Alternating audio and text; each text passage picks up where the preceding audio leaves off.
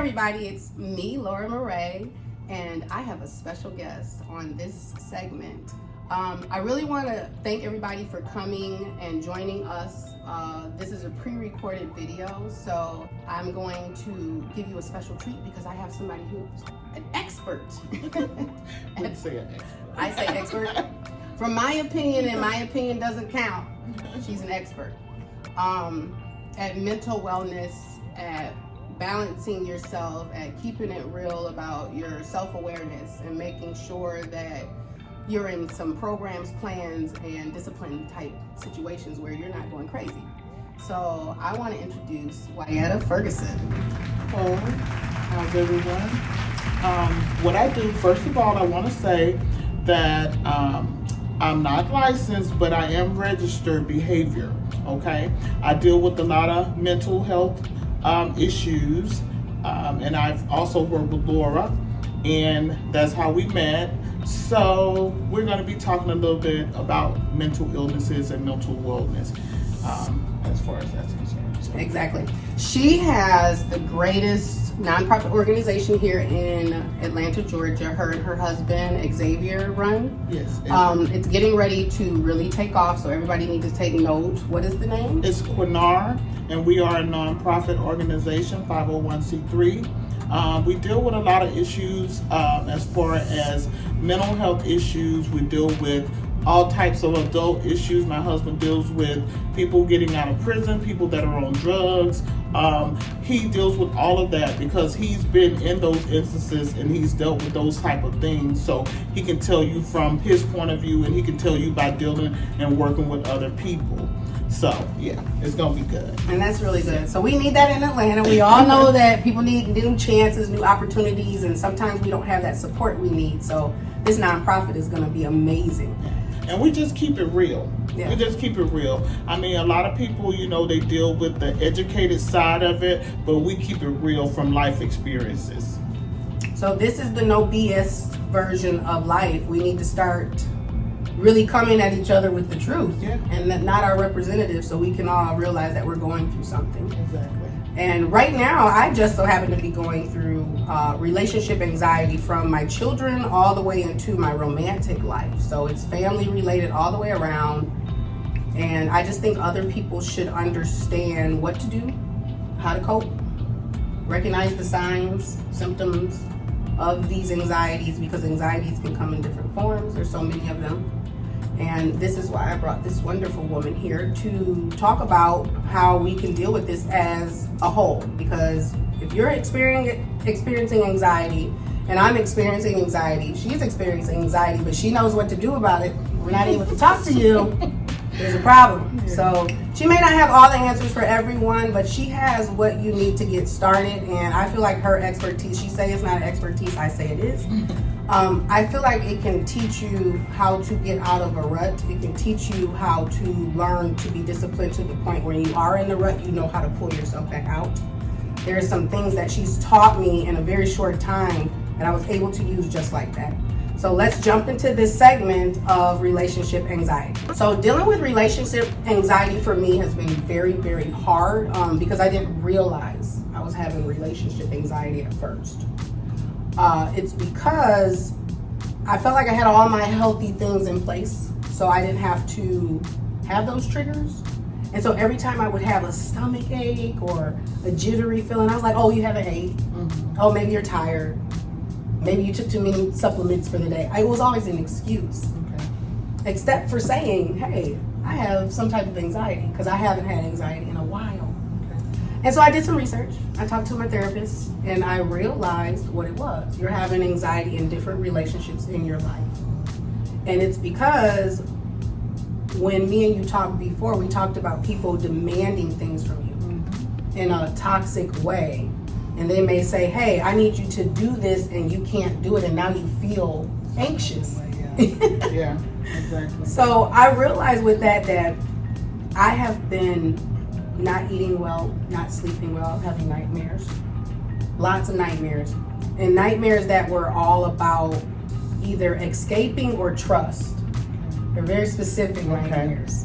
So I was like, okay, so there's some escaping a trust issue. That means that I feel some type of way about being confined. I feel like I'm having to run away from something, and then I obviously don't trust. And I recognize that also these dreams could be from a subconscious, something that happened during the day. It could be a plethora of things. So what I did was I created a living with anxiety for you. Okay. Now people deal with a lot of different anxiety. Me and my husband were actually talking about this the other day, dealing with relationship anxiety. And he said that, it's always the pretty girls, that's what he said, that deal with this type of stuff. So I began to tell him that, growing up, the pretty girl always goes through a lot coming up. And some kind of way they suppress everything that they've been through because they don't want to deal with those issues. So it begins to kind of leak over until the adulthood. And what happens is, most of the time when they're dealing with some type of anxiety, it comes from some kind of childhood trauma. Some type of childhood trauma, whether it be abuse of some kind and you suppress that, whether it be some type of relationship that have happened and it was really, really bad, whether it be a lot of people requesting a lot of things from you and you're trying to deal with all that, and it becomes very, very, very depressing. Dealing with childhood abuse, sometimes it's so traumatic that people suppress it. They don't want to talk about it. Because 9 times out of 10 is someone that you know.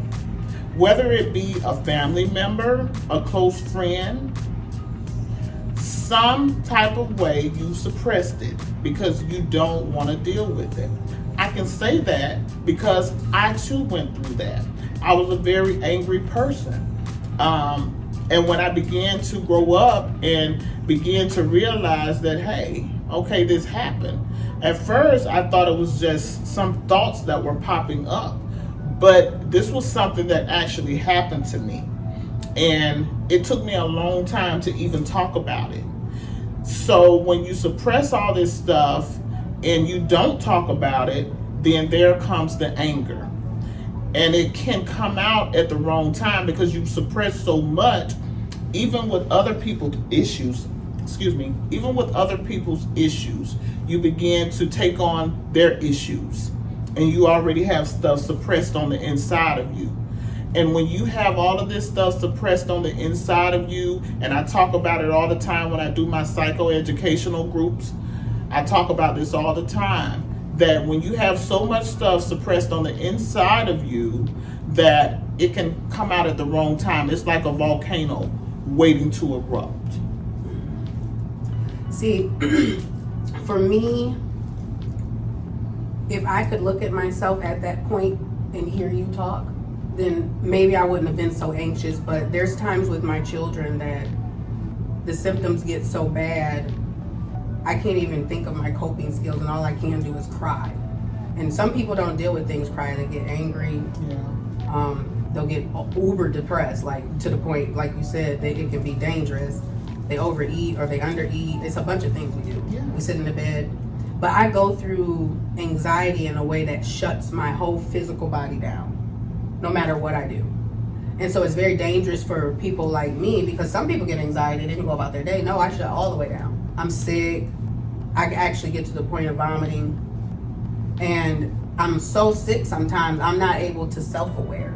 I'm kind of wondering, like, is something wrong? Did I catch a cold? I'm missing that it's mental. Mm-hmm. So when a person is going through that part where they're feeling sick and they're to the point where they're so anxious, their stomach is just rumbling, they don't feel well, they're not going to the bathroom well, and they're vomiting, how do you suggest for them to pull themselves out of that before they even get to, even spiraling all the way down? Well, first of all, let me say this. It is very important that you keep your appointments. You keep your doctor's appointments And it's okay if we need medication, because some people do need medication in order to cope. I mean, that's the only way that they can go throughout life, is that they have the medication in order to cope. And you also gotta keep those appointments with those doctors. And I know a lot of people say, well, you know, I feel better after I leave. If sometimes they're committed to different facilities, or sometimes they commit themselves to different facilities because they know that they need the help. Well, once they leave and they say, you know, well, I feel better, I don't need the medicine, I don't need the doctor's appointment, then their life spirals. It begins to spiral out of control. It's very important that you keep those appointments, because I was telling one of my groups once that, you know, a lot of times people think that it's something wrong when you have a mental illness. They feel like that's not normal, or that shouldn't be a part of our family. Mental illness has been around for a long, long time. And if you do your research, back when, and I'm not going to say how old I am, but back when, there were lots of institutions. And a lot of time, family members put their family members that seemed to be kind of like weird, or they were kind of not so ordinary people. They would put them into institutions. And these institutions were very inhumane places to put your family members. And most of them have closed down, but they do have mental hospitals now that are available to help you. But back when those institutions were around, like I say, they were very inhumane places. I've even had the opportunity to visit one before.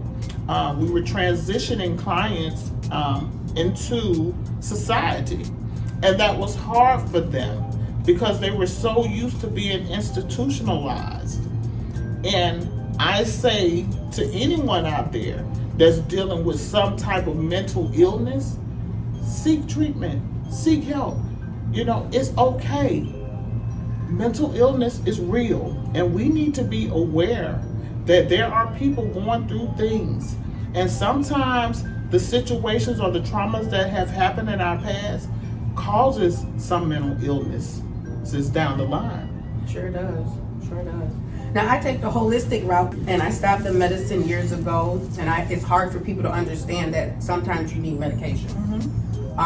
Because I have a limit. There's places that I can go to when I'm at my limit, and there's medications I know I'm willing to take once I get too far. I hope I don't have to do it, but if I have to, I'm prepared to. So I try to tell people holistically, when you have a mental illness, you can't stop your medicines cold turkey. I tried that, and I ended up having some issues with my organs because I had been on them for so long. And I did the whole, I'm gonna just be vegetarian thing, and I'm holistic today, and just stopped everything. And I really got sick at first. I went through a really traumatic state in my body, and I had to get used to not being on the medicine because I had been on it since I was 22. And I started weaning myself off, meaning I knew a couple of them needed a week or two, so I weaned, but I cut cold turkey with everything else. And my body reacted. I was going through migraines. I could sleep, but I couldn't sleep. I got to the point where I was throwing up blood because at the time I was already sick with some other things. And the medicine didn't interact with the food I was eating. I was eating a bunch of junk, drinking a bunch of alcohol at the time. Just stupid stuff, not thinking about it. And I like to tell people, even if you're holistic, sometimes you gotta go get medication. Treatment is fine. I'm a big advocate for therapy. People will tell me that's stupid, but I just feel like hearing yourself talk to another person honestly. And I know people are afraid, but I don't know if people know. Even if your doctor is under an oath, you know that you can get them to sign an NDA. You can bring your own paperwork. And if they're a good doctor, they'll look at the paperwork and sign it without a problem. So if you're worried about telling somebody the truth, because I feel like that's what we do. My anxiety used to come from I didn't tell the truth.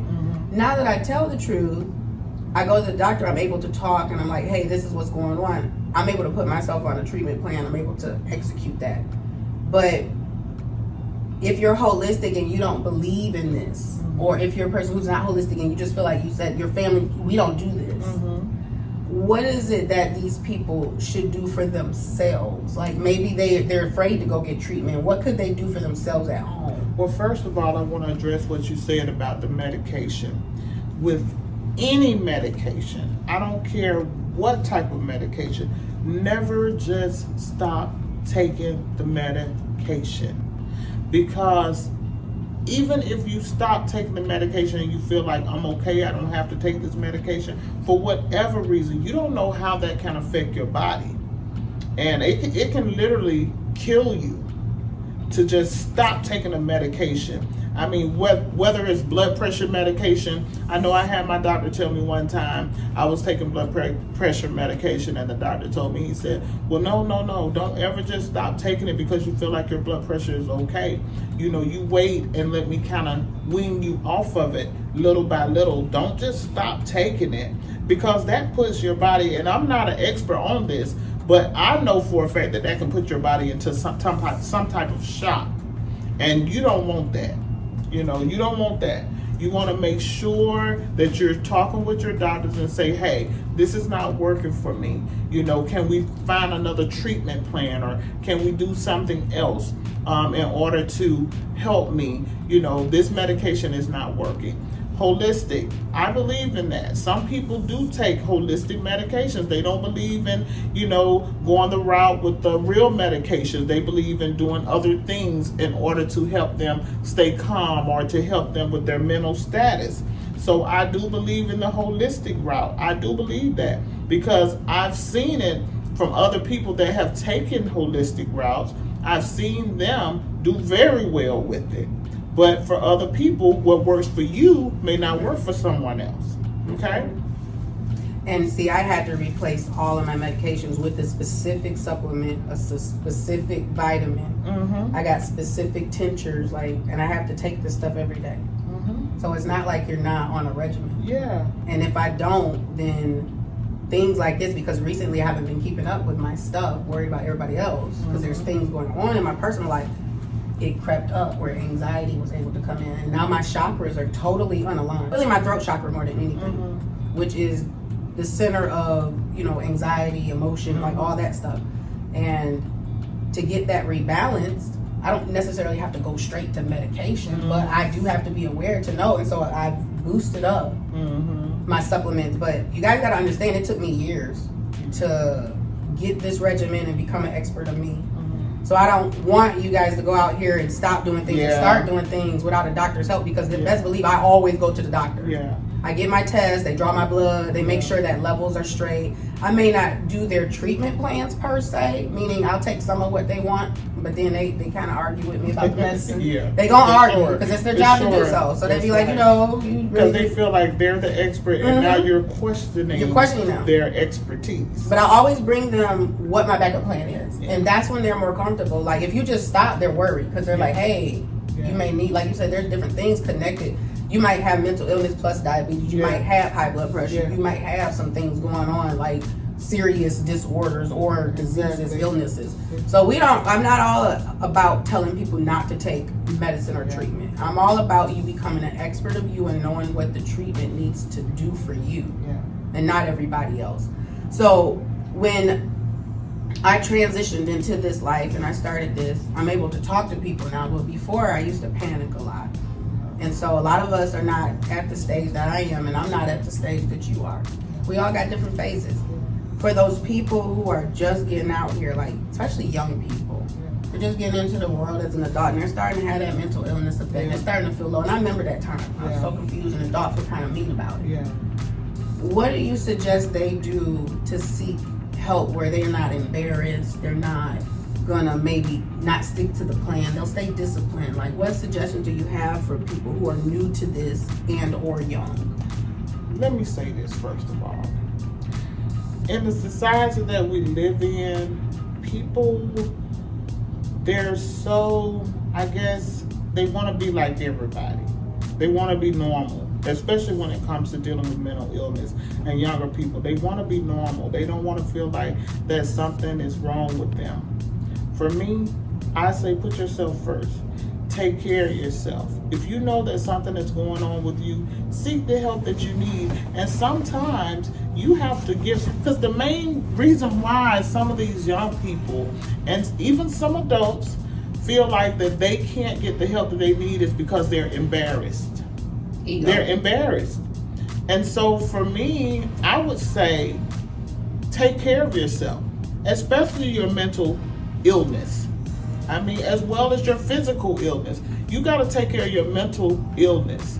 You got to go and get the help you need regardless of who says what, regardless of who's around. You know, you have to get rid of some of those negative people. If they can't understand that you have some things going on, and if they can't understand that, you know, wait a minute, something's not right, okay, you know, get them out your life. I don't care who it is. If they're negative, if they're not supporting you, because that's very important to have a good support system. And if you don't have that support system, then you need to remove those people or remove yourself from out of that environment and get around someone who's going to support you, someone who's going to be there for you, someone who you can be accountable to. You need those type of people in your life. And like I say, I'm no type of expert, but I've seen a lot when it comes to dealing with a lot of mental health, a lot of mental illness. I've seen a lot. And so I say, and I'm going to say this, a lot of things that I've seen when I deal with people with mental illness, it comes from other people. Even though they have their own issues, it stems from trying to take on somebody else's stuff. And it just makes them overwhelmed. They don't know what to do, and they've been dealing with this stuff for so long, you know, and it becomes just so overwhelming, you know, because now they're trying to deal with their own issues and they're trying to deal with someone else's issues. I tell people all the time, these grown kids, and I'm sorry, I'm going here, these grown kids, let them go. Allow these kids to live their lives. You cannot hold their hands forever. I have a grown son. He's living his own life. I love my child, but at the same time, I can't take on his stuff and my stuff too. I've done my job as a mother. But at the same time, we gotta let these kids go. We gotta let them live their own lives.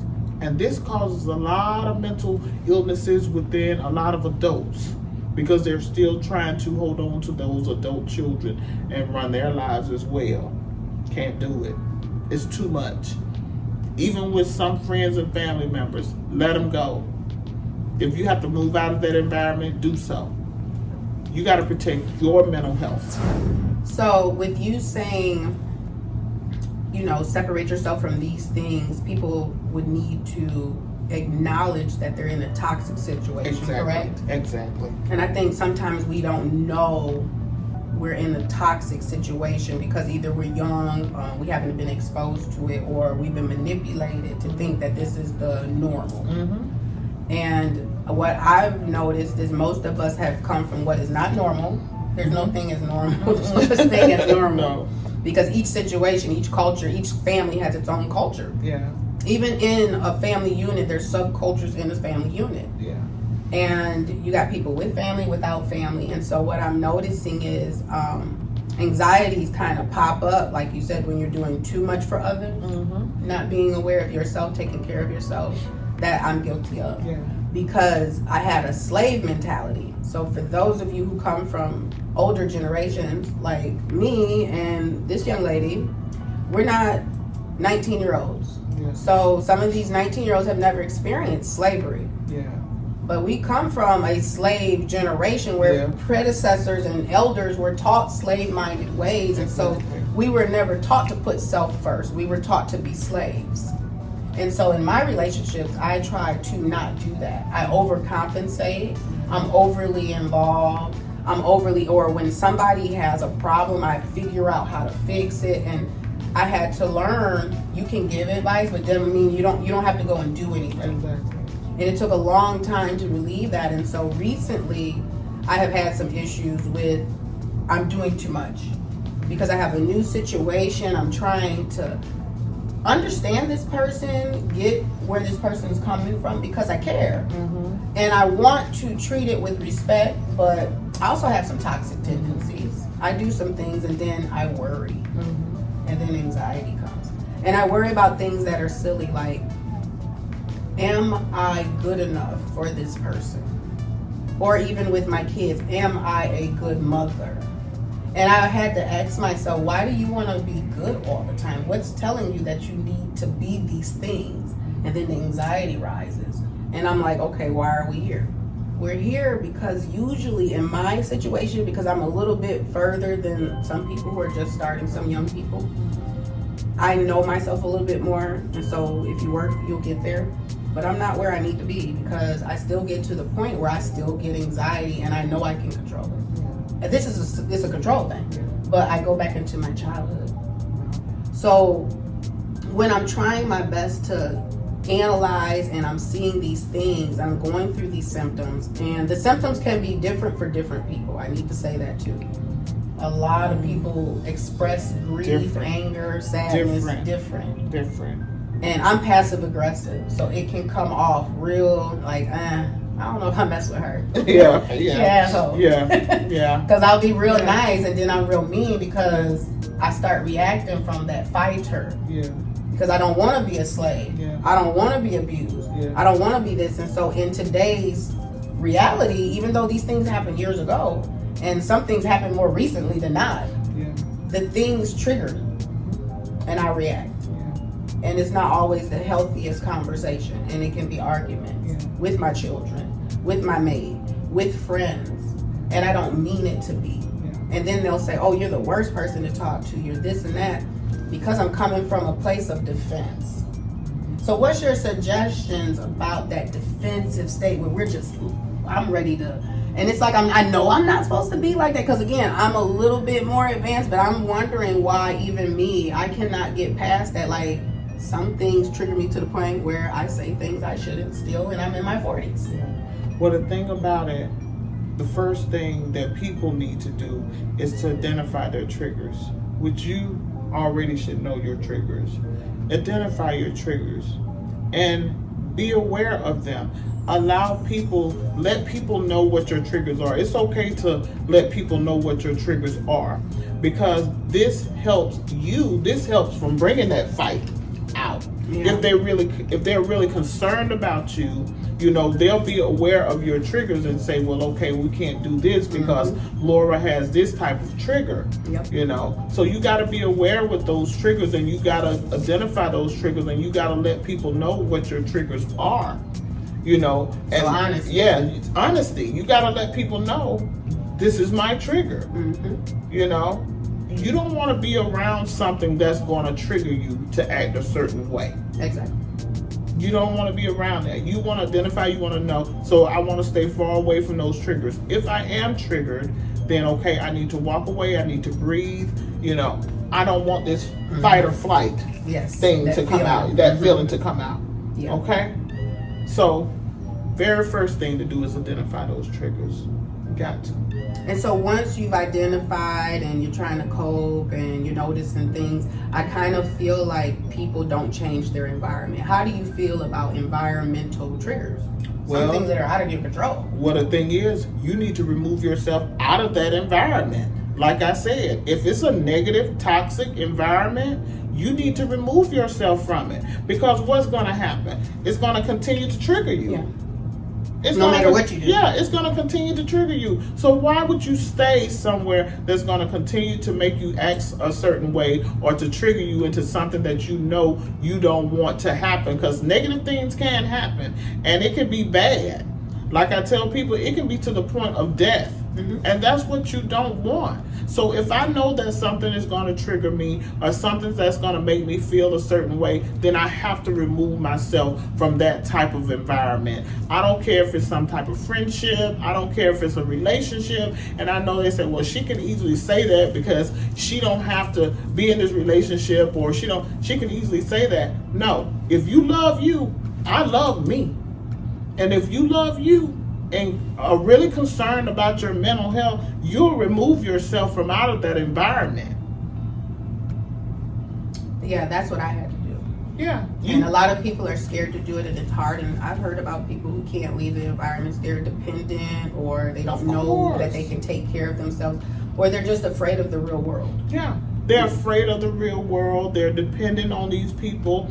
And sometimes these people become enablers for them. They become enablers. So these people feel like, I need this person in order to survive. I need this person in order to feel like that I'm protected. I need this person. And that's a terrible feeling. That's a terrible feeling. You have to get to the place where you have to trust you. You have to get to a place where as you got to depend on you and not someone else. Because whether you choose to leave or not, that person could very well walk out on you, and what are you going to do? If that person is no longer here anymore, what are you going to do? Who are you going to have to depend on? Think about That's the big thing. So speaking on enablers and being independent, I've been both. I'm still an enabler sometimes. And that means that I subconsciously give in to people when I'm not maybe picking up on their patterns yet. And so in the beginning of relationships, I kind of give them too much. And I'm now learning not to step out there so much, because you end up allowing this person to treat you a certain way that triggers you. And those triggers create all types of massive destruction to your body, your wellness, your mind, everything, even your soul. Like, I feel like you can get so upset, so sad, so hateful, so vengeful that you can mess with your soul. And I've actually been there in a very dark, ugly place. And so my independence came because I saw the people in my environment were not healthy. It didn't make sense to me. Everything about them didn't make sense. The things they were doing to us didn't make sense. And I didn't really have anything to go off of it other than I was raised differently. Meaning I was in one complete environment of love, care, and affection.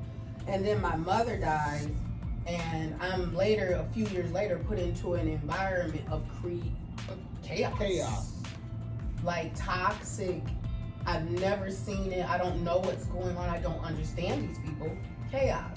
So from the moment I met them, I did not like them. I remember meeting them and I was like, oh no, if I was a grown-up, I'd be like, oh hell no. This is what it was. And I threw a rock at one of them and bust their head open at a 5-year-old age. Because till this day, I remember that feeling. I was so anxious. And that was my first time I could reflect back at a young age and say, I know what that felt like. I just didn't know the word. Yeah. They called it nervous and all that, but I didn't know what was happening to me. I didn't want to be around them. Yeah. Fast forward 2 years later, I had to make a decision to leave them people alone. Yeah. And it really was when I was a teenager. Yeah. And it was hard because I was told you're supposed to stay around these people because they're blood. And this is all you got. You can't achieve more. You're going against the family. This is what you're supposed to do. But I was abused, I was used, I was raped, I was molested, I was sold, I was put into crime, I wasn't educated, and I was kept that way to be used continually. And so it took me to decide to pick up a book. It took me to decide to learn how to tell time. It took me to go out here as a young child and say, hey, I need to be emancipated. I've been on my own grown since 14. I was emancipated by 16. And you can't get emancipated easily. You have to be taking care of yourself. So y'all have to realize I was taking care of me sufficiently where they were like, okay, she grown. She write her own checks and sign her own. She don't need an adult. Yeah. And I've been doing that since that age, but it took courage from the inside. And I did not know the path that I was on for my bravery with my mental wellness and how much I really did care about myself, even though I wasn't taught self-love. And I feel like independence comes from within. And so what would you suggest? What would you say for somebody who doesn't have that courage, who really don't feel the need? Like, what do you think within you? Because this is a personal thing. Like, what made you stand up and say, you know what, I deserve to be loving myself? Because that's not an easy thing to do in this society. The society teaches us we don't love ourselves. Yeah. Put everybody first. Yeah. Well, for me, I had to really, really reevaluate my life. And the people that were in my life. I really, really had to evaluate that. And like I said, once again, it comes back to, okay, if this person is no longer here, what am I going to do? How am I going to take care of myself? You know, we can all become dependent on people sometime a little bit too much. But you have to ask yourself, what makes us this way? You know, sometimes we can become so overbearing in relationships.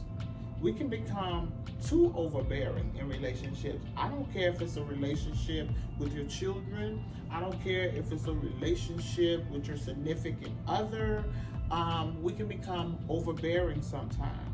And we have to look back and we have to say, why am I like this? Sometimes we give too much too soon. I'm guilty of that. We give too much too soon. And we have to sit back and say, why am I giving so much of myself to someone that I barely know? Yep. And a lot of times we do that because we want people to love us. We want to be loved. We want people to value us, even without children. Now, that's a different kind of relationship. Without children, I think it becomes a more of a protection mode of not wanting our children to go through certain things that we went through. So we become into protective mom. We want to protect them, or a protective parent. We want to protect them against the world. We want to keep them safe, you know, because of certain things that we went through. I know when my child was coming up, I didn't allow him to stay with everyone because I know what I went through. So I didn't allow him to stay with any and everybody. If it wasn't my grandmother, if it wasn't my parents, he couldn't stay with any and everybody, you know, because people are cruel. They're cruel. So you have to be careful when you allow your kids to be out here staying here because you want to party, because you want to be selfish. No. You have to be careful with that. And then we wonder why we're the way we are. And like I say, even with the relationship thing, we wonder why we're giving so much of ourselves to someone that we barely know. And it's because of things that we went through. We want these people to love us. We want these people to accept us. I can go on and on all day about different reasons why. But then we have to be able to love ourselves. How can we expect for someone else to love us when we can't even love ourselves? We're not even valuing ourselves, but you value this person more than you do your own self? No. No. You got to go back and reevaluate your life and figure out, why is it that I'm doing the things that I do? You got to love you. And if I don't tell my groups anything else, I always tell them, I have learned to love myself. You only get one life. One. You better value the people that you have in your life, and you better love yourself. That's a big one. That's something that's not readily taught, especially to females. And I hate to make this a feminist thing because I'm not a feminist at all. But females are taught to give more. And if you do for yourself outside of your family, kids, husband, spouse, whatever, you're wrong. And even in today's society, I talked to a young lady just recently, and it's crazy because she was in the strip club. She come and asked for a dance, but she wanted to talk about the fact that she had a 2-month-old baby.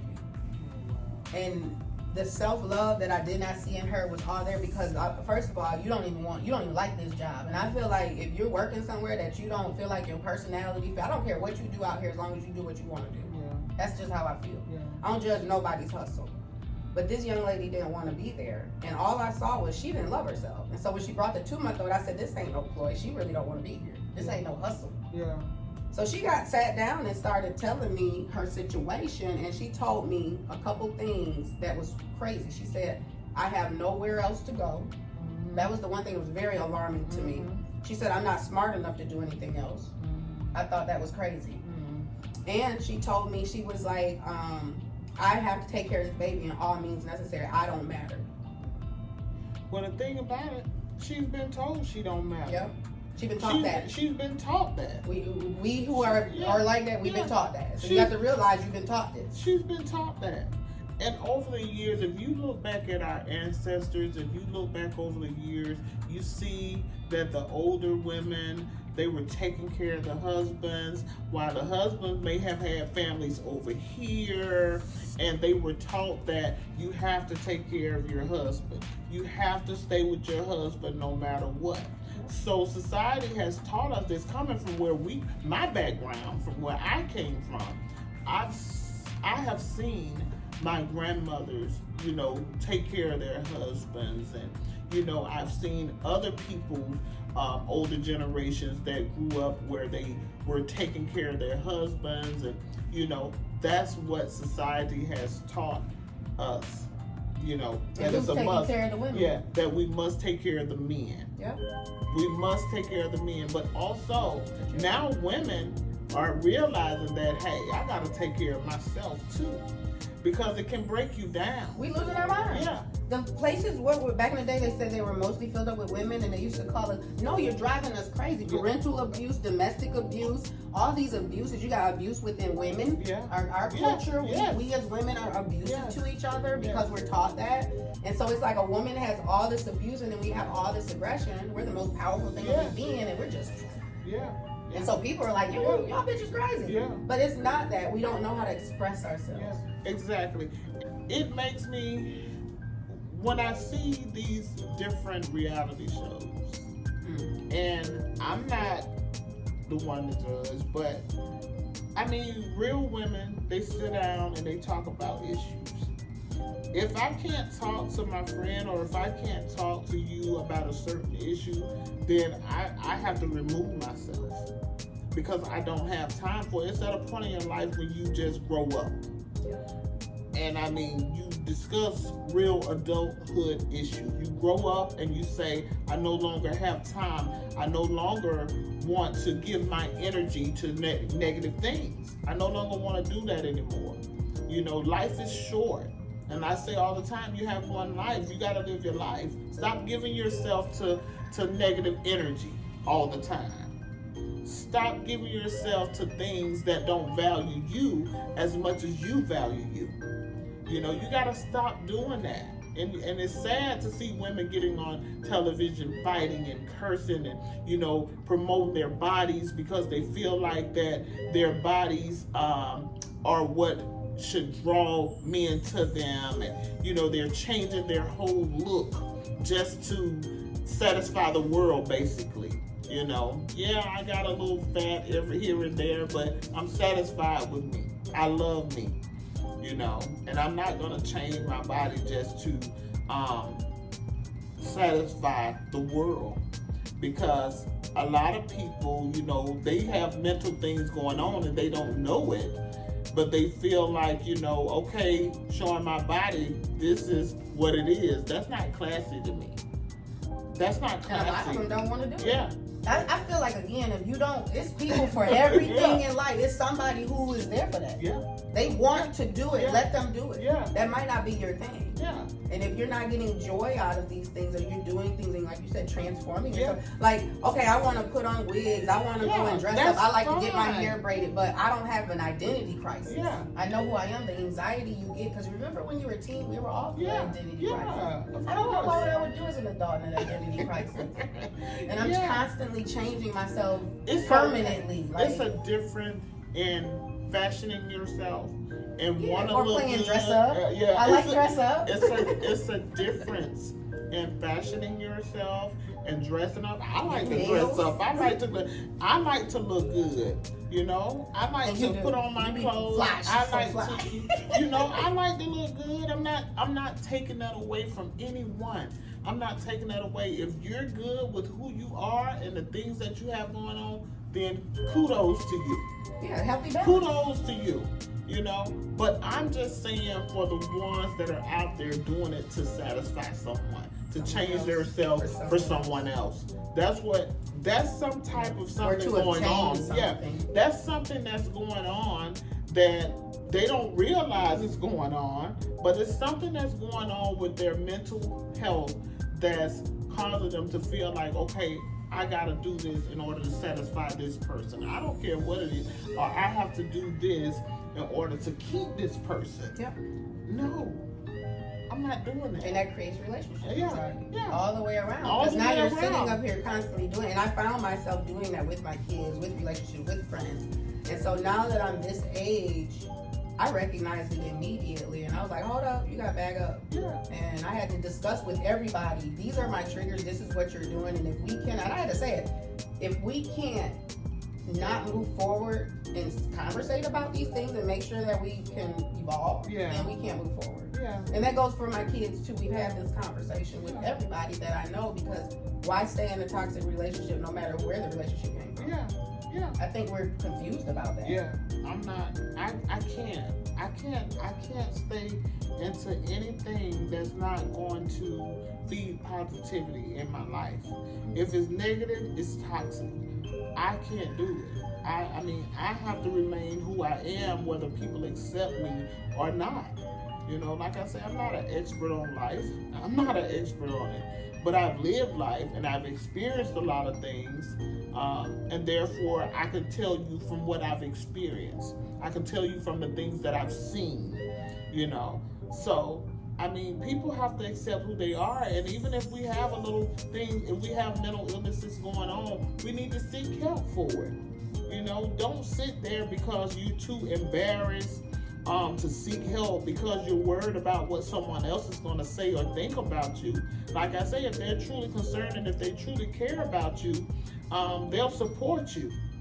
Support system, once again, very important. And see, that goes back to self-love. So people have to learn how to bring that self-love in so you can recognize when you need to leave the situation. There's times when you have to battle it.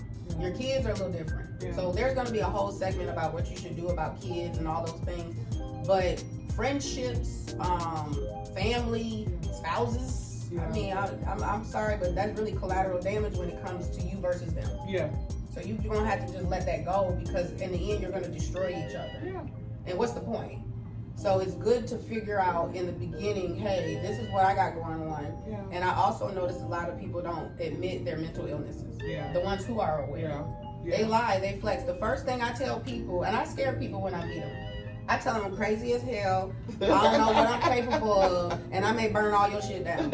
You want to deal with me, but I'm giving you the worst. Real. Giving you the worst of where I've been in my life. Yeah. Now I'm trying to be a better person as far as like being aware of myself and evolving in that way and catching myself before I get there. Yeah. But I'm a work in progress. Yeah. We all So are. yeah, if you accept me and you can't handle it and you come to me and you say, hey, and I've had people tell me this, you too much. Yeah.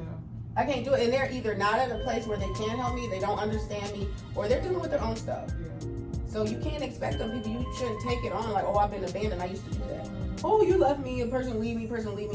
But then I realized also I was taking those things and manipulating people with it. Yeah. I didn't really give a shit if we were together. I was just manipulating, making you feel some type of way because I'm toxic and I'm trying to take away from you. Yeah. And I had to change myself entirely because I didn't even know I was doing that. Yeah. I had to be aware where somebody finally said, somebody was brave enough to tell me, hey, you know you're doing this right. Mm-hmm. And I was like, no, I'm not. Nobody's ever said that. But you guys have to realize just because you've never been told something don't mean it's not a fact. That's right. People are afraid to tell you stuff because they're using you for what they're getting from you, so they don't tell you nothing. Those are not your friends. Yeah. People who's like, hey, you need to knock it the hell off, that's your friend. Yeah. That's your And real see, friend. people don't want the real. They don't want the real. They want you to sugarcoat everything. Let me tell you something. I have been there for a lot of people. But I've rarely had people to be there for me that call themselves my true friends. But I have been there for a lot of people, and I don't feel bad about it because, hey, okay, you're doing better in your life. Good, kudos to you, you know. But at the same time, like I say, I had to start valuing me. And I have to love me enough to walk away and say, okay, this person is taking from you, you know, but what are they pouring back into you? And if they're not pouring anything back into you, it can make you have a mental breakdown. I mean, because you're taking on someone else's stuff, you know. And I've dealt with a lot of stuff over the years. I've dealt with a lot of stuff. And a lot of people don't know about it. I mean, a few of my family members, yeah, but I've dealt with a lot of stuff over the years. And then trying to take on other people's stuff, friends' stuff, that they have things, well, people that say they're your friends, you know, that's going to be there for you, you know. Who's truly going to be there for you? If you don't have anybody that's going to truly be there, stop allowing these people to feed you all this negative stuff. Stop allowing it. Because it's only messing with your mental health. And we're getting older. You're not going to always be young. Someday you're going to be my age. But you gotta stop allowing these people to feed you certain negative energy. It just, I mean, you have to. You have to move on in life. If people don't value you, like I said, if they don't value you, move on in life. Stop allowing it. We allow a lot of stuff, and then we wonder why it is we have the issues that we have. I tell people all the time, I believe the spirits are real. So who you connect yourself with and the people that you're around, you know, those negative spirits, they travel. They travel. And so I can't have that. I can't have that. If it doesn't feed me positive energy, I can't have it. I'm here to help someone, you know, not to try to feed people negative energy. My whole purpose is to motivate, encourage, and pull people out of the pit that they're in. That's my entire purpose. That's what I tried to do when I met Laura. She was in a dark place. So I wanted to pull her out of the place that she was in. And it helped me see the light. And it also made me remember that I have to remember to wear my energy condom. Because when you go out into the world, you do feed into everybody's stuff. It does come on to you. And if you are an empath like me, because there's a lot of empathic people, or a strong person like us, there's two things that happen. People feel like because you're strong, you can take anything. And let me tell you assholes this.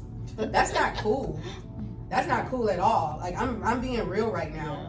When people tell me that, I look at you as such a lesser person, because how dare you think you can put all that on me just because I've survived so much, and then tell me I can take it.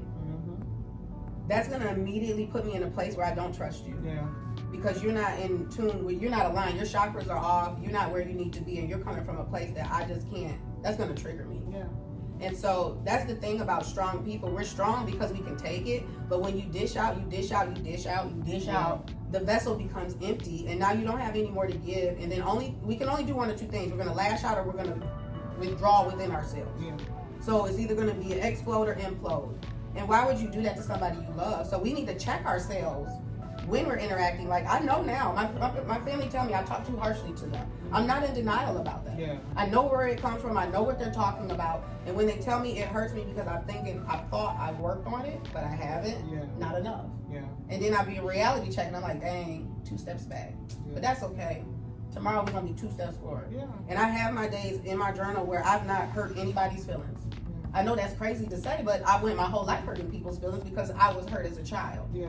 And then I had to realize that energy doesn't bring back the karma I want. The boomerang effect is never what I need. Yeah. So I don't have to go be a goody two shoes. I don't have to do anything. I just have to sell what type of person I want to be. If you want to be a jerk, go be a jerk. Yeah. Be the best jerk you can be. Yeah. But understand, people like us are suited and booted to not deal with you. Yeah. Exactly. That's what the problem is. A lot of jerks get their way, and they're able to go out here, and they're enabled by other people who have all these issues, detachment, attachment, all these things going on. But there's people like us who are arming ourselves to learn self-love, self-care, wear our energy condom, and say, get the hell on. Like, go on about your business. Because until you can evolve from that lower frequency phase, I don't want to deal with you. Yeah, exactly. Love you to death, but I'm over here. Exactly. And I ain't gonna dog you out and talk about you like I used to. I used to gossip, dog. I don't gotta do that, because when you said, what you said, maturity earlier? Yeah. You don't gotta dog them out. I wish people the very best. I still love you, but you can't come in this circle until I see a significant change.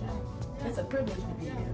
And then, I mean, people wonder why people put up walls and they put up these different blockers in order to keep people from coming in. They don't trust people, you know.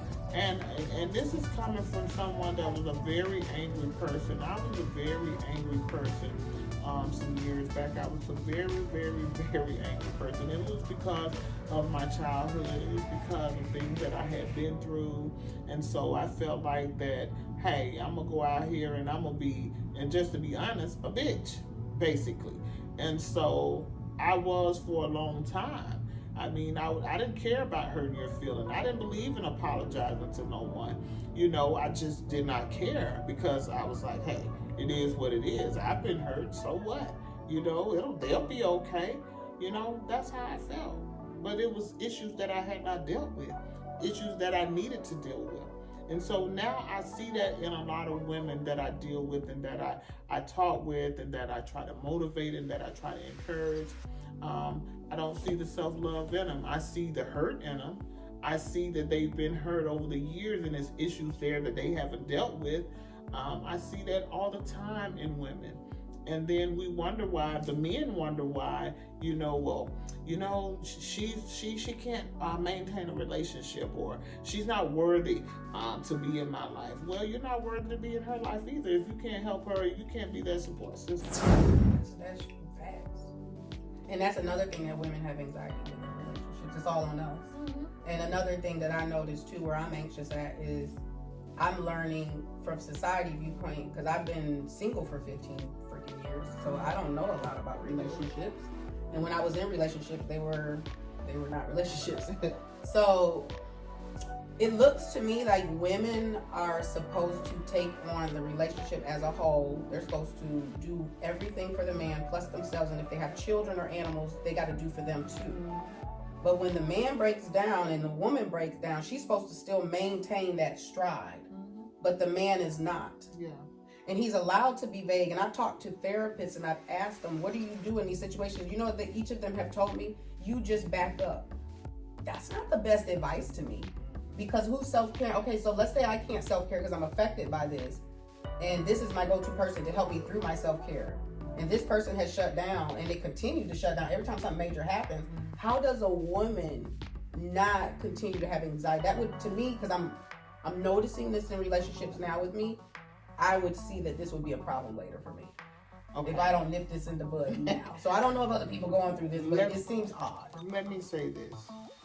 Coming from a person who's had to be a caregiver at a point in my marriage and then for my husband, at the beginning, when it first happened, and it's been some years ago when my husband got sick, and I had to be the caregiver. It made me bitter.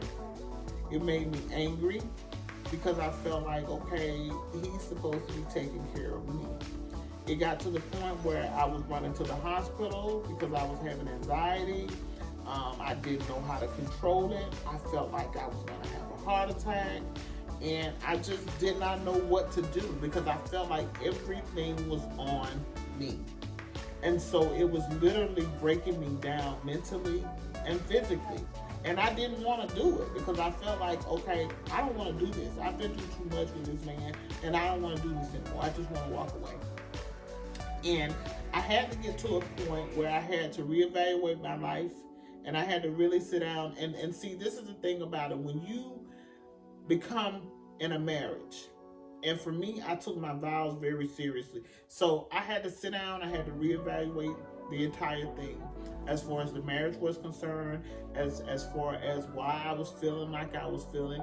And I felt like I was feeling like I was feeling because of things that me and my husband had went through earlier. So it made me not want to take care of him. It made me bitter. It made me angry. I didn't want to do it. So I had to sit down and I had to really think about it, just what I want. And a lot of times we don't sit down and we don't think about, is this what I really want? You know, we just sit there and we assume this is what we want until we get into it. Because when the marriage vow says for better or worse, you don't know your worst. You don't know how worse it can get. So be very careful with that. Be very careful with that because it can break you down mentally. You know, if you get to a point where your worst can really become worse, and we don't know how worse that can be. And I say that in our relationships, be careful. Be careful. Because you got to take care of you too. You know, you have to really sit down and you have to really evaluate your life and just really, really, really say, okay, do I want to live? Do I want to die? You know, you got to really sit down and reevaluate that. And for me, I wanted to live. So I had to really start, and I had to have medication in order to calm myself down some. And that's okay. I took the medication until I was able to calm myself down, till I was able to cope. Okay? And see, that's big because a lot of women don't like to talk about their struggles. and how we make mistakes, or we be really feeling like, should I be here? Because once you get into a relationship with your children, family, spouses, you feel you're stuck. You feel you have to be there, but secretly we're telling ourselves, do I want to do this? Yeah. And through my new experiences with relationship, friendships, and all of that, I've had some recent challenges in 2020, and I was like, I don't know if I want to do this. So I had to kind of push some people to the side. It wasn't rude, but they had to go over here because you're not on the level that I need you to be, and I see you even though you don't see you. And some people have to realize you might have intuition that you're ignoring. There's some people have really good insight on people. They read people well, but they'll say, "Nah, this person won't do this to me." And what I do now to alleviate my major anxiety, especially with the friendship, once I start seeing how you treat your other friends, I bag up if it's not kosher. And usually what happens is I end up connected to somebody in the group who's real quiet over in the corner watching like I'm watching. And that be the real OG in the group. They be the real ones that you want to talk to because they seeing what I'm seeing. And we ain't really jumping out there. So when you meet people to alleviate your initial steps into anxiety with relationships, what I have been doing is recognizing in the beginning, I'm talking about dead, right now I'm meeting you, I'm watching you. Not judging you, because a judgment comes from, oh, shame on you. No, I'm not judging you. I just don't want you in my circle if you're not where I need you to be. And you can be there, and what I'm going to do is I'm going to tell you things. I'll send you videos. I'll do things just like people who are above my phase do for me. People like you who give me information. I got all types of pamphlets upstairs that I look at that you've given me. And these things help me. So I just feel like if you're in a situation and you think that you can't get out of it, sometimes just take a break. Yeah. You don't gotta just make it so final. Yeah. Because that's scary. And some people pretend. They pretend well. And that's the problem that I was having with a lot of friendships. They pretend well. Very well. You know, they pretend like their They life, manipulate well. yeah, and they manipulate well. They pretend and they feel like that their life, or they make people think that their life is all normal and that they're living this normal, fabulous life when they're living a lie. They're living a lie. And I mean, then you come and you bring me all of this stuff, and you know, I know the truth, you know, but no one else knows the truth. You know, I mean, we have to be true with ourselves, who we are.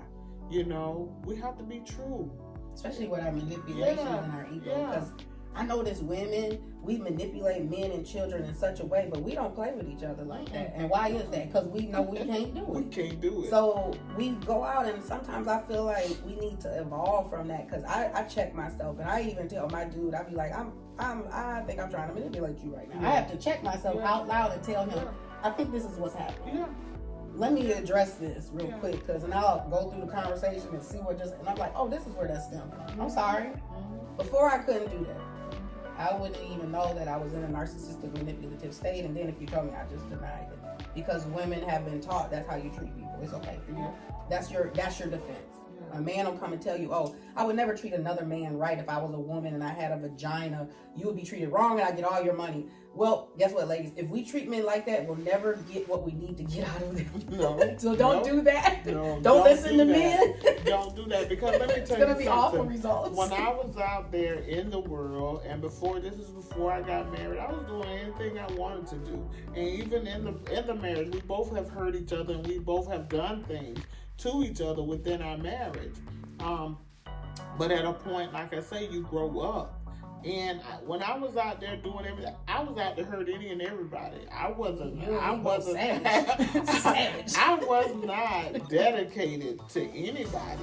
And I'm just being real about it. I didn't care, you know. And I guess when I had my child, it kind of made me rethink my life and who I was, because I was out there just living careless, reckless.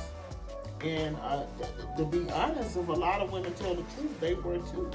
You know, you were out there living just reckless. And I was living for my kids. They're 18, I had 3 by 22. So, of course, I was not thinking about nobody but them. Yeah. So everybody was collateral there. Yeah. And it changes. Yeah, and it changes, too, when you have kids, because it's all about survival, and it's all about making sure that your kids are taken care of and protected. That's what it's all about. So, you know, any woman that loves her kids are going to do whatever it takes to make sure that those kids are provided for and taken care of and protected. A mother will do that if she loves her kids. She's gonna make sure that they're provided for. And it's not even on purpose. Sometimes you can destroy relationships, friendships, all types of jobs and things over your children. Yeah. Because you want to make sure they're okay, and you may be making mistakes, or some things you have to do is drastic to keep them safe. Yeah. And so I've always went back, and I went back to the previous I call them social friends, because these people don't know me. They thought they did. Yeah. And I kind of felt bad because later on when I got older, folks didn't wonder why. They like, why you don't mess with me? Yeah.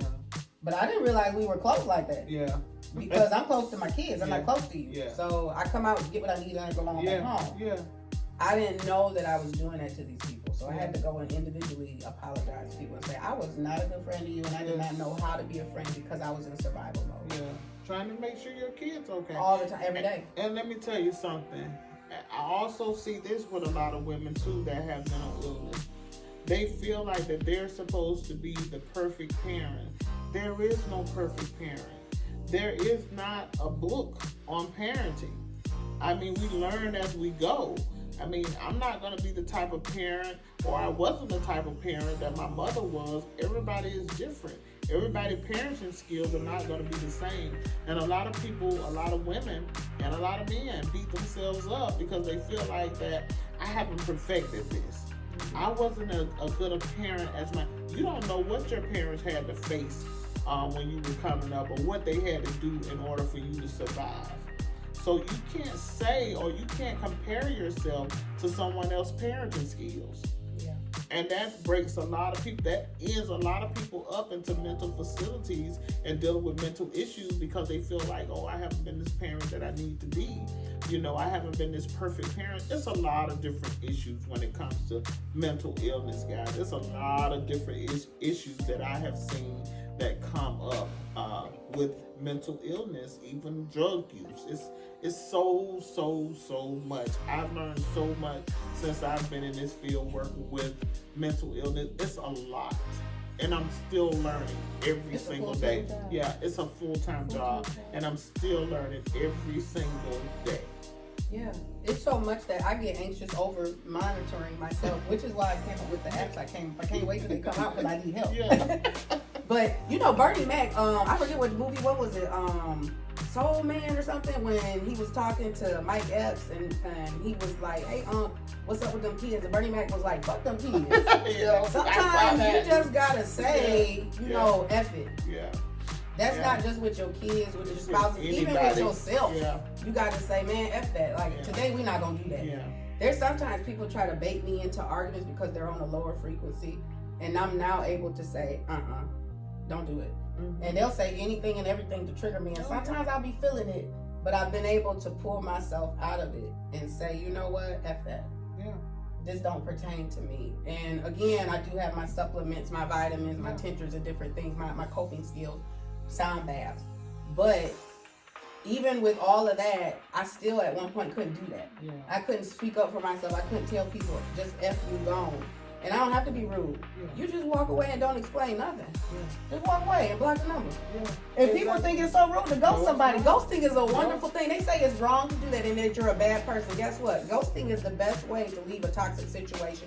If that person's meant to come back, they always come back. And they come back right. Yeah. If they don't come back right, then you just keep them blocked. Yeah. And like I said, if it's something or someone that's going to trigger you, remove yourself anyway. Mm-hmm. You don't want anybody that's going to continue to trigger you and they know that they're doing it. They know that they're going to get this reaction out of you because a lot of times, a lot of people try to draw a certain reaction out of you. If I do this, then I know she's going to react a certain way. Okay, man. Yeah. You are not going to beat me in an argument. Yeah.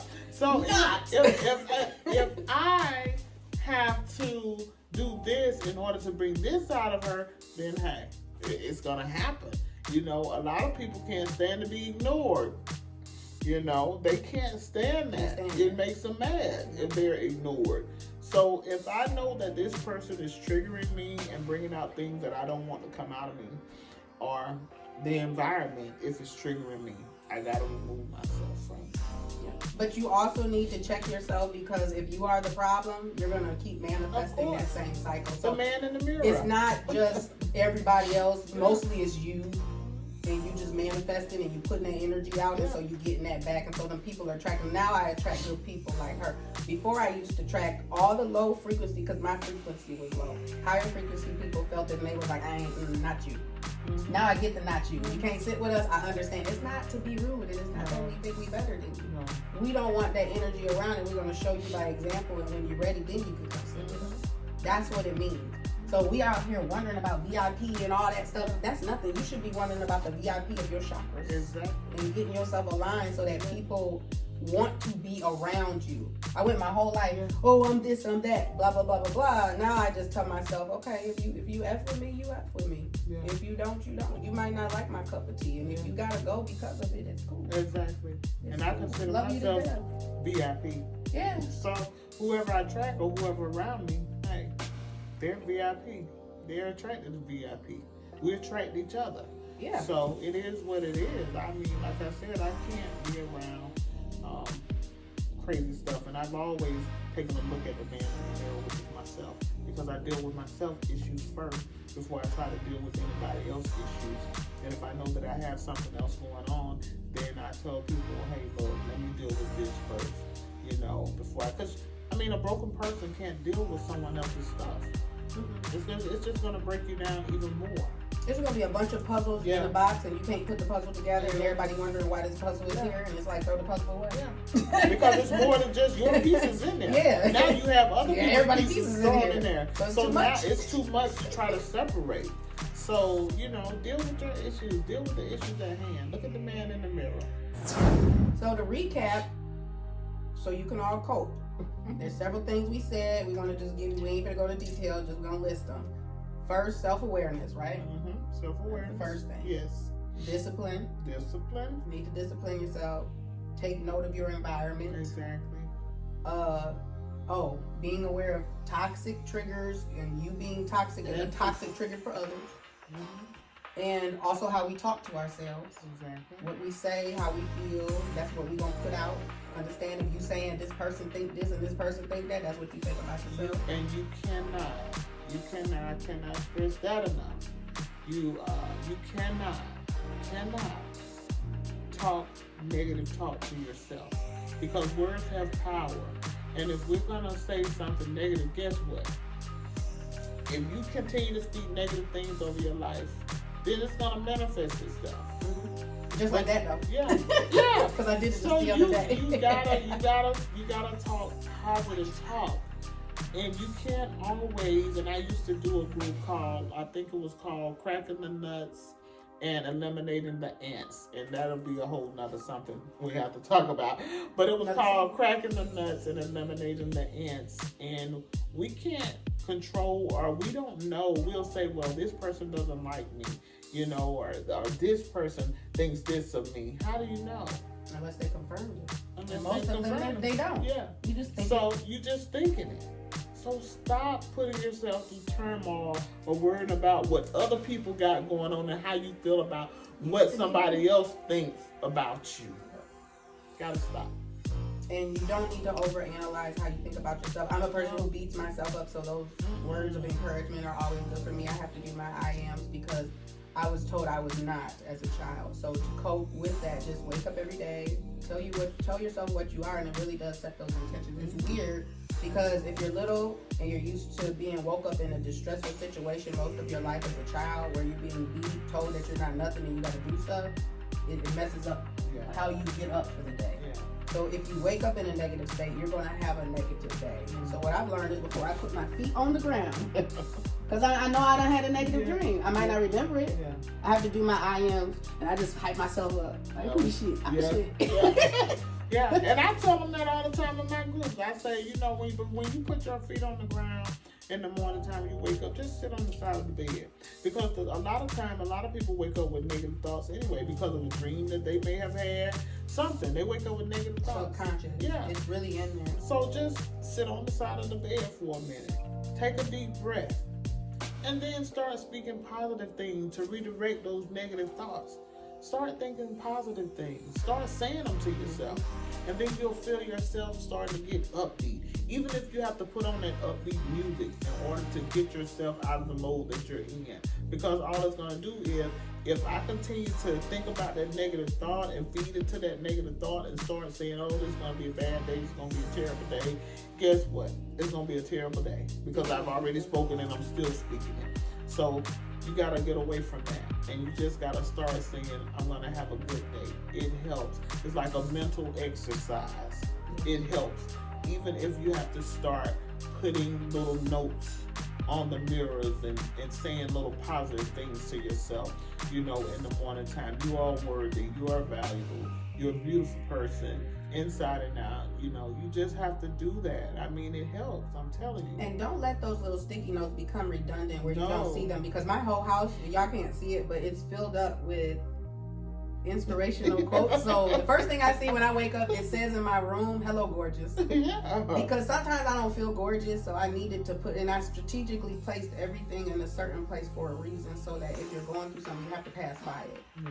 And I make sure I look at it. Mm-hmm. And even though I may be having a depressed day, I may be crying, going through stuff, that thought was just planted. Mm-hmm. And so what I do now because of her is mindfulness. Mindfulness. And I know this is like something that is new to society over here in Western society, but look, when I'm feeling really bad, you know what I do is I go back and I focus and daydream on a factual good time.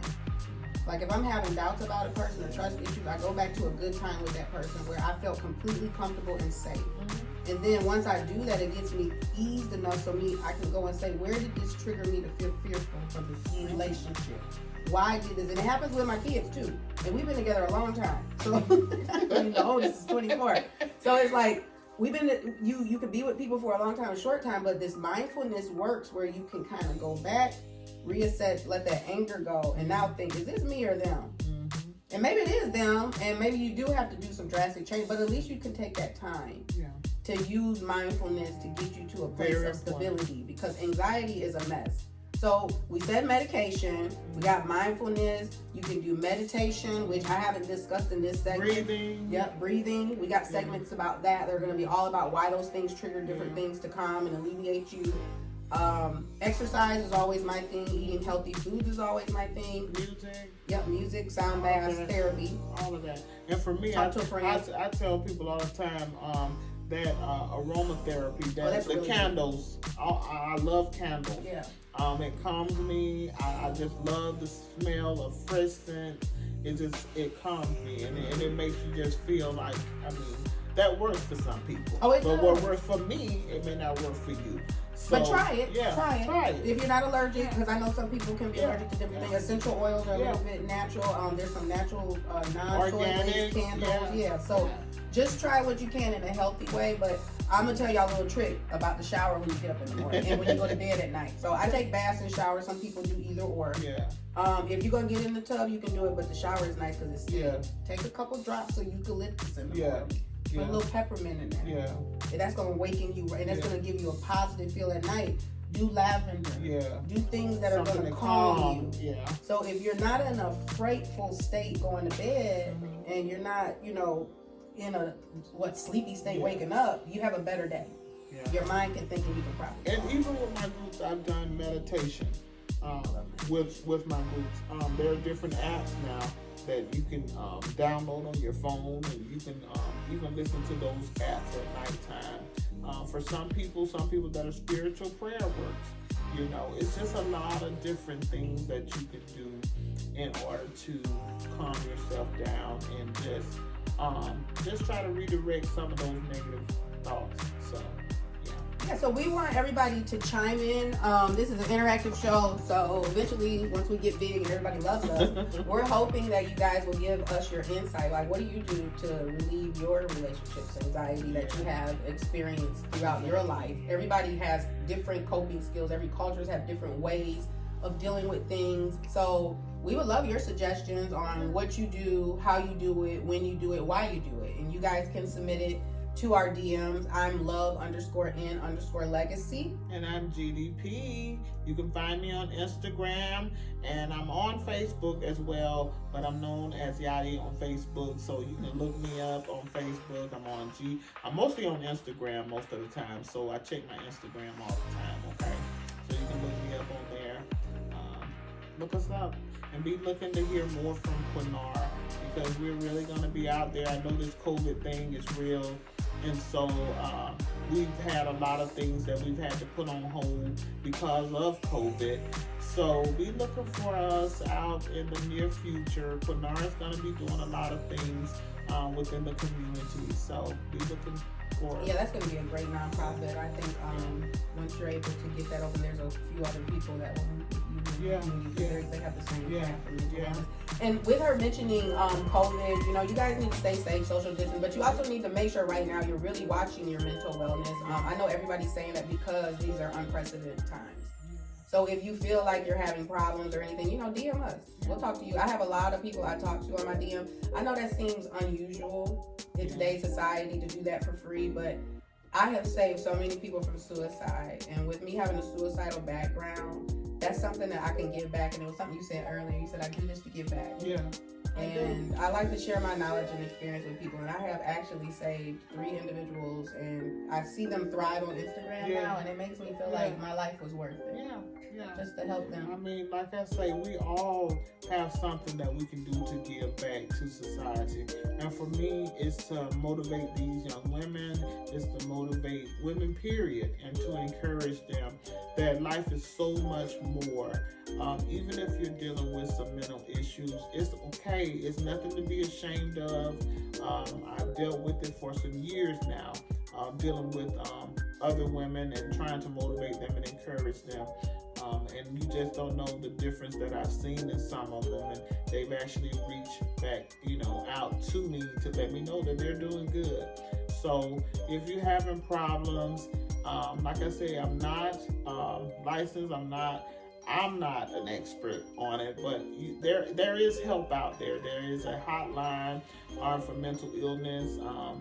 So look it up. You have all kind of resources on the internet. I'm here to talk and to motivate you and encourage you. So if you need to, reach out to me, okay? Yeah, we're just providing life skills and life coaching. This is not nothing on a licensed level for me. She has education and certifications and all those degrees behind her, but I just have experience of being an expert of me dealing with other people and then living with mental illness my entire life. And it's been so much that I couldn't help but to become a person that was well versed with it. I mean, from the medications down to what you shouldn't do, what you should do, a person could just share and you don't know who you relate to. So we're trying to relate to you all so we can help in this journey of mental wellness. And mental wellness is the factor going into 2021. We don't know what's going to happen. So we need to be stable now. Get yourself right now. And we're all being educated every single day. Every day, okay? And that's why we need to talk. And that's why you shouldn't be scared. You should speak up. There's no stupid statement. No matter what you're going through, you never know what another person's going through that can relate to you. Maybe they're not going through that situation, but because you're talking, it gives them courage to speak up, gives them courage to say, hey, let me leave this situation. Let me go do this. And we as women, we're the most powerful being. I'm going to always say that because for some reason we women don't understand that. Our world is hurt because we're hurt. So until we heal, the world's not going to heal. We have all control over men and children, and we can work with each other. We're just choosing not to, but going into 2021, guess what? Guess what we see? All the ladies. That's right. And we work together. And I want you guys, I want us as ladies to be able to work together, to be able to motivate your sister. I mean, come on. We got to do better as women, and it's so sad that I see so many jealous women that just do not want to see their sisters come up. you know, because Or I they feel help like, in yeah, underlying. I feel like we're all sisters, you know, and we ought to be trying to help one another, even in the areas that we're weak in. You know, we got to be able to try to help one another, because I have weaknesses too, and I need someone. It helps me by coming here talking with Laura. It helps me in some areas too. So I'm not just talking to her. I'm not just talking to you. I'm talking to myself as well. So I'm motivating myself and encouraging myself as well. And we have to do that with one another and stop hating on one another and putting each other down. And, you know, I hate to see women calling each other bitches and just on TV acting a fool for no reason. You know, but you're supposed to be educated. You're supposed to have all this stuff going on, and then you get on TV and you act like this? Really? Come just on. to get a dollar. Yeah, I'm not about it. I don't care if I ever get on TV. I don't care if I never make it big time. But my thing is, I'm going to continue to do what I do to motivate and encourage people, and especially my women. And that's what our plan is, to get everybody that wants to do that to join us in that quest. Those of you who don't want to do it, you're just going to make life hard for yourself for a while. And believe me, I've been there. I made life hard for myself for a long time. I was out here just doing whatever, with whatever, doing whatever I wanted to do. But now I'm a goddess, and I've matured, and I realized that my phase of life is not meant to tear down the world. Yeah. I'm meant to build the world. Now, don't get it twisted. I'll get with you if I have to. Because a lot of people think love and light means that you, so don't try me. Yeah. I still protect me and mine, but I do things in a very different way. Professional way. Yeah, in a mature way, in a way where I can see compassion. Yeah. I'm not just coming from my viewpoint. Yeah. So if you guys need anything, reach out, let us know. We're here to reach out to you. If you think the show needs anything different, we're just getting started. We want everybody's opinions. We appreciate you all coming and viewing.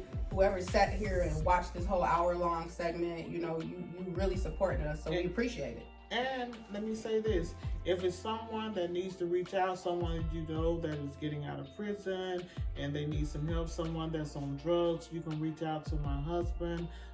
His number is Pornar. It's called Pornar. Nonprofit organization is getting ready to launch off. So if anybody wants to get involved, sponsor, endorse, talk about partnerships or helping, you know, contribute to this cause, please don't hesitate to reach out. These people are serious about helping the community. They're starting with Atlanta. This can grow to something bigger. And like I always say, this is a journey for us to get better. So let's do it together.